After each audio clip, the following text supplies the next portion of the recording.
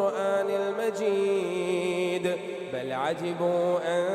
جاءهم منذر منهم فقال الكافرون هذا شيء عجيب أإذا متنا وكنا ترابا ذلك رجع بعيد قد علمنا ما تنقص الأرض منهم وعندنا كتاب حفيظ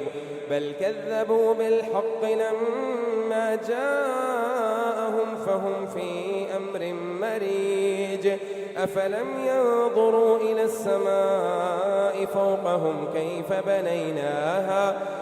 بنيناها وزيناها وما لها من فروج والأرض مددناها وألقينا فيها رواسي وأنبتنا فيها من كل زوج بهيج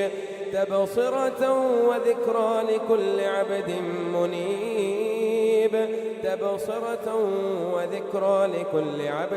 منيب ونزلنا من السماء ماء مباركا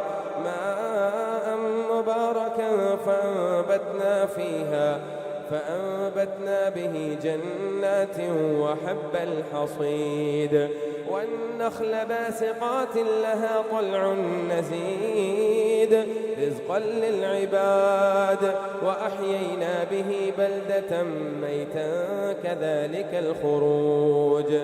كذبت قبلهم قوم نوح وأصحاب الرس وثمود وعاد وفرعون وإخوان لوط وأصحاب الأيكة وقوم تبع كل كذب الرسل فحق وعيد أفعينا بالخلق الأول بل هم في لبس من خلق جديد ولقد خلقنا الإنسان ونعلم ما توسوس به نفسه ونحن أقرب إليه من حبل الوريد إذ يتلقى المتلقيان عن اليمين وعن الشمال قعيد ما يلفظ من قول إلا لديه رقيب عتيد وجاءت سكرة الموت بالحق ذلك ما كنت منه تحيد ونفخ في الصور ذلك يوم الوعيد وجاءت كل نفس معها سائق وشهيد لقد كنت في غفلة من هذا فكشفنا عنك غطاءك فبصرك اليوم حديد وقال قرينه هذا ما لدي عتيد ألقيا في جهنم كل كفار عنيد مناع للخير معتد مريب الذي جعل مع الله إلها آخر فألقياه في العذاب الشديد قال قرينه ربنا ما أطغيته ولكن كان في ضلال بعيد قال لا تختصموا لدي وقد قدمت إليكم بالوعيد ما يبدل القول لدي وما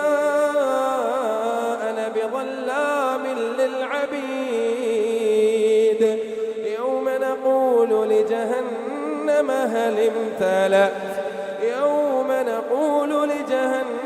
هل امتلأت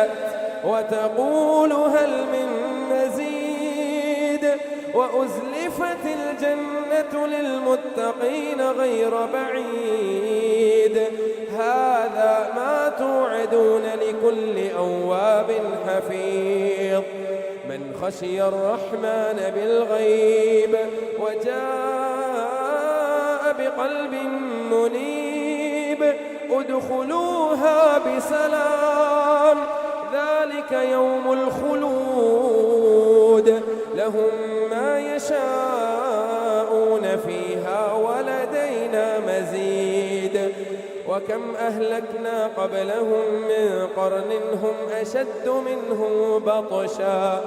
هم أشد منه بطشا فنقبوا في البلاد هل من محيص